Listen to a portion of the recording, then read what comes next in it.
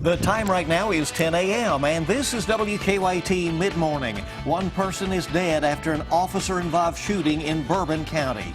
Scam artists are seeking to capitalize on the death of Trinity Gay. And the candidates prepare to square off one last time.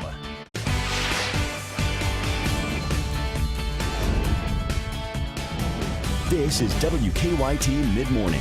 Well, good morning. It's your Wednesday, October 19th, and we're glad you're on WKYT at Midmorning. I'm Bill Bryant. And I'm Barbara Bailey. You can kind of feel it out there. We are in the midst of change in the weather after what we enjoyed the first part of the week. I think we'll really feel it tomorrow and heading off into the weekend. Let's check in with meteorologist Micah Harris. Yeah, we do have a big front on the way. There's actually two fronts, one just to the north of us at this moment, and it's really causing not so much problems, but it is causing a few showers to be sparking up across the northern zones. There's not much to this, and really, there's not going to be much to this as we go through the day. Temperatures are there in the 60s and 70s, and we'll finish off right around 80 degrees later on this afternoon. So the rain chance is there. It's not for everybody, and actually, most of us actually stay dry today. I'll show you where I expect that zone to be and also that widespread rain tomorrow. We'll have the timing on that coming up. All right, we'll see you then. First here at 10 on Mid-Morning. Kentucky State Police say a suspect is dead after a police officer was shot in Bourbon County. Now, it happened around 9:30 last night at an apartment house on Brent Street. That's off Main Street and not far from US 27 near Paris. WKYT's Lauren Miner has been at the crime scene since early this morning. She joins us live now with our top story at 10. Lauren? Bullet holes can be seen outside the home here on Brent Street. Police tell us that they were called to the home for a burglary investigation. And when they tried to make contact with the man inside, he fired a shot and hit a police officer. Neighbors right next door tell me they were inside the home and heard the shot. The cop that was out in front of their house told him, he said, "I knew you since you were real little, and there's no sense in this. Just come out and give yourself up, and we can get all this over with without anybody getting hurt." Neighbors say the suspect's girlfriend and a little girl were inside the home when officers arrived. They say the woman was in the shower at the time, and when she came out, police got her out of the home and across the street to a neighbor's house. According to neighbors, the suspect stole the gun he shot the cop with from a co-worker, and that's why the police were there to serve a warrant. After a lengthy standoff with police, that suspect was confirmed dead. Police say the officer shot was not injured, that the bullet thankfully hit the officer's bulletproof vest. Now, investigators have not released that officer's name, but according to our sources, he works for the Paris Police Department and his name is Abdullah Bulat. Reporting in Lexington, Lauren Miner, WKYT. Lauren, thank you. And again, the Paris Police Department has not yet released the name, but as Lauren just said, we do understand from sources that it is Abdullah Bulat who was hit in the vest and again not injured. So the autopsy results, though, have not been out. They will confirm how the victim died. Other news this morning, Lexington police are still trying to figure out who set up fake GoFundMe pages in an attempt to raise money by taking advantage and using the name of the late Trinity Gay. We're told the two fake pages have now been deactivated. Police say the Gay family had nothing to do with either. The 15-year-old was shot and killed over the weekend outside a Lexington restaurant. By all accounts, she was an innocent bystander who was caught in some crossfire. 3 men are facing charges in connection with her death. In a statement, a GoFundMe spokesperson told WKYT that the company takes fraud seriously and they are refunding any donations made to that page.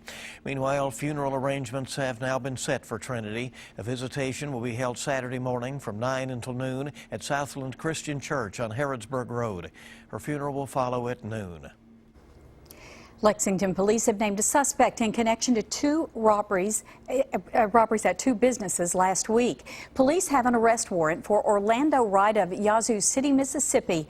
He's facing robbery charges. Last Wednesday, police say Wright robbed Advance America on Southland Drive and GameStop on East Reynolds Road. They say Wright showed a gun during both robberies. Police released surveillance pictures from both stores. They think Wright could still be in the central Kentucky area. Well, police are investigating some racially charged vandalism in a Lexington neighborhood. Neighbors in the North Limestone area say the word racist was spray painted on someone's front door. Cars and Black Lives Matter signs were also damaged. And now flyers are showing up in the neighborhood with a message for the vandals. They say, quote, "It is because we believe all lives matter that we have a Black Lives Matter sign in our yard." Yes, and I want every person, no matter what nationality, no matter what race you are, no matter what walk of life you're in, to be willing to stand. You know, just stand. Homeowners were able to clean up the vandalism. They have since added new Black Lives Matter signs to their yards. A stretch of I-64 in Woodford County was shut down early this morning because of a deadly crash. The westbound lanes were closed for more than 8 hours after a semi crashed near Midway.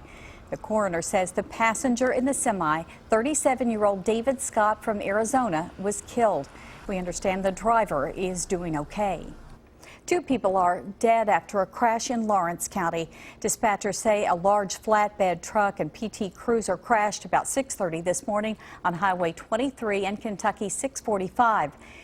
Tell us the 2 people who were in the PT Cruiser died. The driver of the truck was taken to a local hospital. Well, Hillary Clinton and Donald Trump face off tonight in Las Vegas in their 3rd and final presidential debate. Both candidates will try to shift the focus away from their looming controversies. Both of them with tough questions on each side, and then, of course, all of the issues facing America. A CNN ORC poll is showing a close contest between the 2 contenders in the crucial state of Nevada. Close also, it appears, in North Carolina and Ohio. Weijia Jiang previews tonight's debate. Donald Trump spent the evening before the final debate vowing to bring term limits to Congress as president. It's time to sweep the corruption out of Washington. The Republican nominee goes into tonight's showdown as the underdog, having lost support among women voters amid multiple allegations of sexual assault and harassment. Just yesterday, 6 people came forward to corroborate claims leveled against him by a writer for People magazine, who says Trump forcibly kissed her during an interview at his Florida estate in 2005. These were made-up allegations that were played up by the media, very unfair. Clinton's campaign says she's ready to tackle questions surrounding the endless stream of hacked DNC emails. The latest batch published by WikiLeaks yesterday showed aides mocking former rival Bernie Sanders.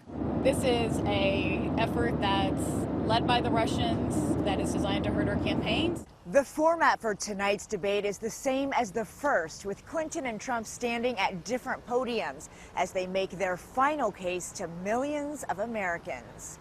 University of Las Vegas professor Jacob Thompson thinks tonight's event could be even uglier than the last town hall style debate. From Trump, I think he will literally throw everything in the kitchen sink at Hillary, ranging from more talk of accusers against Bill Clinton to Breitbarty type conspiracy theories. All eyes will be on both candidates as they enter the debate hall to see if they shake hands at the start, something they avoided last time. Weijia Jiang, CBS News, Las Vegas. Now, according to the New York Times, the candidates' families reportedly won't be shaking hands as they enter the arena tonight. Mark Cuban will be one of Hillary Clinton's guests, and Trump is planning to bring the Kenyan-born half-brother of President Obama. So the intrigue continues tonight. I'm sure it will be interesting. 9 o'clock, and we'll have it here on WKYT. All right, Samsung is making it easy for some flyers to ditch their dangerous Galaxy Note 7s right before they board a flight. Exchange booths have been popping up at airports around the world since the device was recalled from reports of overheating and fires. In the U.S., federal officials have banned the device from flights. Well, keep it here on Mid-Morning. Coming up, the ruby slippers helped Dorothy, of course, make it out of Oz, but now they need help. And there's no place like home, right? And also a rock and roll icon, just starting his 10th decade, has some news out about a new album. We do have a few showers, few sprinkles up toward the northern zones, and it's not that impressive right now, but let me tell you this, once we hit Thursday off into Friday, you'll really start to see things change big time. I'll have that in your forecast coming up next. Now, your zone-by-zone forecast with meteorologist Micah Harris. Now, we talked about it this morning on WKYT this morning. Starting off at 4:30, we went through 7 a.m. and we talked about it all morning long, where central northern zones, so that goes from Lexington, the Bluegrass, and northbound. It's not going to be that nice of a day. But if you go down south, I mean, it looks really good down south. We're at 72 degrees.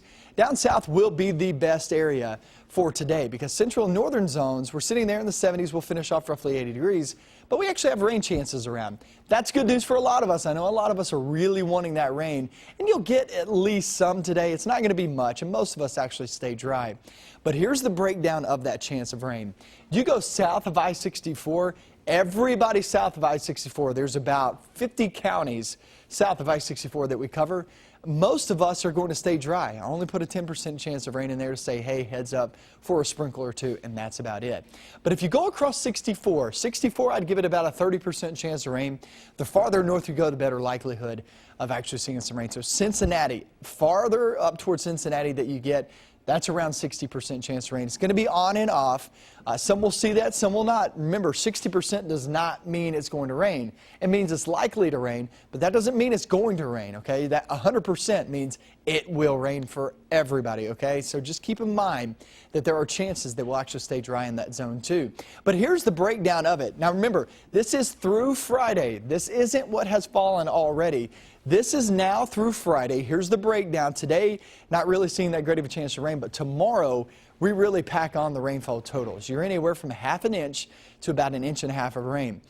Personally, I would love that 1.5 inches of rain to fall in my yard. Crops. I mean, everybody is really needing that rain. It's been a long time since we've had a really good rain, and it looks like we're going to get one for tomorrow, at least for some of us. High school football, you'll need a coat there Friday night. Now, Friday morning, you'll get the rain over to the east. It starts to move on out, ushers in that very, very chilly air, and you'll need a coat there, 52 degrees at kickoff.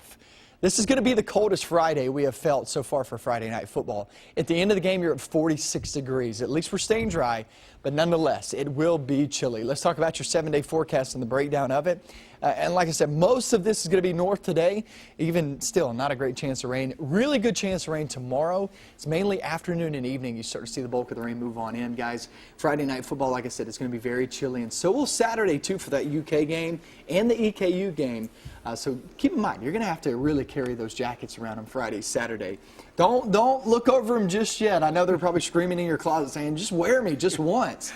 But yeah, you'll absolutely have to there on Friday and Saturday. Regret it if you're in one of those stadiums and the wind kicks That's up. right. Oh, gosh, Exactly yes. right. Just think about that. Really chilly. Yeah. Well, in the original book version of The Wizard of Oz, Dorothy's slippers are made of diamonds. But when it came time to make the movie, they became ruby slippers, of course, so they'd show up better on film. I didn't realize that until now. Well, now they are in danger of becoming extinct. They have been on near constant display in the Smithsonian Institute since they were anonymously donated to the museum in 1979. Sadly, they were not made to last. The museum is asking the public now to help raise $300,000 to preserve the shoes. At last check, the Kickstarter has raised more than $110,000 to help keep them ruby. So. $300,000 to repair them. That's amazing. Absolutely. To repair a pair of shoes. Yeah. That's right. Well, a new film goes behind the scenes of Hamilton. Plus, Tupac Shakur enters the race for the Rock and Roll Hall of Fame. Suzanne Marquez has those stories and more in your Eye on Entertainment. The late rapper Tupac Shakur is nominated for induction into the Rock and Roll Hall of Fame. Pearl Jam is also on the ballot, along with British band Depeche Mode. The music industry will vote and announce the inductees in December. Chuck Berry celebrated his 90th birthday by announcing a new studio album, his first in more than 35 years. The record will go on sale next year and features mostly new work. It's the Los Angeles premiere of a breathtaking documentary, and it has a movie star's seal of approval. Daisy Ridley of Star Wars fame is executive producer and narrator of The Eagle Huntress. The film follows a 13-year-old Mongolian girl training to be a hunter. I thought the relationship between Ashurpan and her father is beautiful.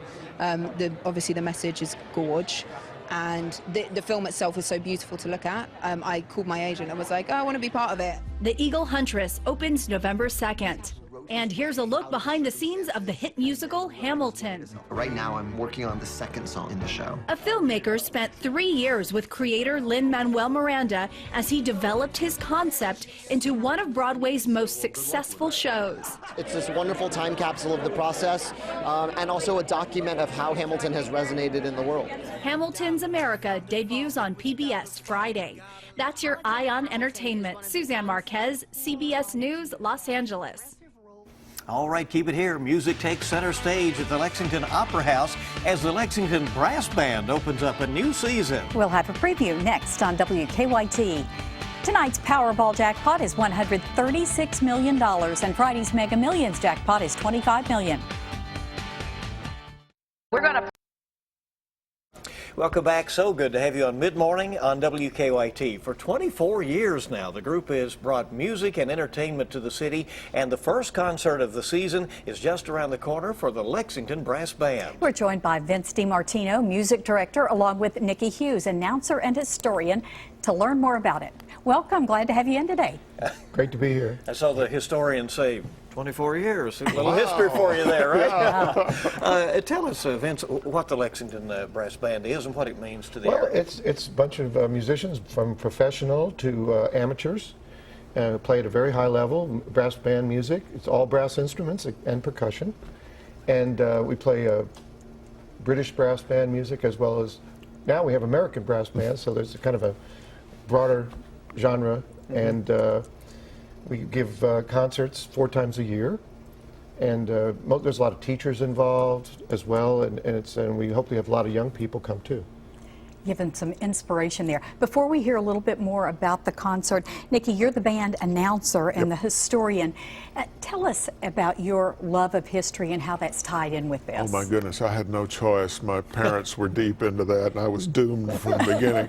I had a sequence of great history teachers down in Simpson County and then at Western, and then, well, I had a whole career with the State Historical Society in the city of Frankfurt. So this just comes very naturally. You are very passionate about and then I loved the music, brass music, my whole life. I can't remember when I didn't like that, so it's nice people put it all together. Well, right, and then Vince just drags you into it, right? His predecessor was the dragger. Yeah. I got you. Well, tell us about, as Barb was saying, the event that's coming up. What's going to be performed? Well, on Sunday at 4 at the Lexington Opera House, we're going to be doing a concert called Made in Kentucky. And all the music is related in some way to Kentucky. Some of the composers, the arrangers, of course, My Old Kentucky Home will be played by our soloists. And it's something I've always wanted to do myself, because I think that there's a lot happening in Kentucky besides horses and bourbon and basketball. So, and maybe a pleasant surprise to people that we have so much right here. Oh yeah, and it's a wonderful group. The music is wonderful, and it does deal with history. And of course, Nikki's going to be portraying Abraham Lincoln and reciting some of his speeches in Aaron Copland's Lincoln Portrait, which is a fantastic arrangement. It is. And of course, the speeches are meaningful, especially this time of year. Yeah, exactly. Yeah, this year of debates has been somewhat like those historic debates. As I was reading the Lincoln quotes in this, that's exactly what went through my mind. Here we go again. Sunday, October 23rd, 4 o'clock, Lexington Opera has $10 to get you in the door. Thanks for coming. Well, thanks for having us. I know it'll be wonderful. Well, keep it right here this mid-morning. Check in next with a Mr. Food Test Kitchen. Today from the Mr. Food Test Kitchen, a way to turn ordinary chicken breast into a favorite main dish. Stuffed chicken roll-ups are easy and can be made anytime. When it comes to making dinner, do you find yourself making the same few things over and over again? If you do, you're not alone. That's why today I want to share with you a fun way to make chicken that is super easy and is anything but boring. We start by pounding 4 boneless, skinless chicken breasts until they're about 1/2 inch thick. You want to make sure you cover them with a sheet of plastic before pounding them so your kitchen doesn't get splattered. We spread each breast with a mixture we made by combining some softened cream cheese with a bit of pesto and roasted peppers. Now, we roll these up jelly roll style and secure them with a toothpick. To take these over the top, we coat them with some crushed cornflakes that we mix with some Parmesan cheese and a bit of paprika. when these come out of the oven, which, by the way, takes less than 30 minutes, are you ever in for a treat? You see, the outside is crispy crunchy, and the inside is loaded with a pinwheel of cheesy goodness. To get the recipe for our stuffed chicken roll-ups, all you have to do is go online. I'm Howard in the Mr. Food Test Kitchen, where today we found a spirally delicious way for you to say, ooh, it's so good. Might be nice on these cooler days to come. No kidding. We need to keep that in mind. Yes, we do. And maybe even some soup, whatever it may be. Yeah. Friday, Saturday is going to be very chilly. Let's look at your 7-day. Kind of break it down for you if you missed it earlier. The 40% chance of rain today is mostly north. Now, that doesn't mean it's all into the northern zones. It just means most of it. So Lexington, I-64 corridor, those areas, I would give it more of a 30% chance of rain around there. But you go far northern Kentucky, and you're talking about a 60% chance of rain the closer you get to Cincinnati. Southern zones, you guys are good to go today. There could be a sprinkle, but for the most part, you're going to be dry right there in the low to mid 80s. It is possible, London, that you guys could actually hit a record again today. Record is at 84 degrees. Looking around 84, 85 degrees. That would be the 3rd consecutive day. Unbelievable. I bet a lot of people will be making chili this weekend. Yes, they will. All right. And they'll be making history in London. All right. Yes. Thank you for joining us for Mid-Morning. We'll have all the latest news and update the weather right here at noon. See you then.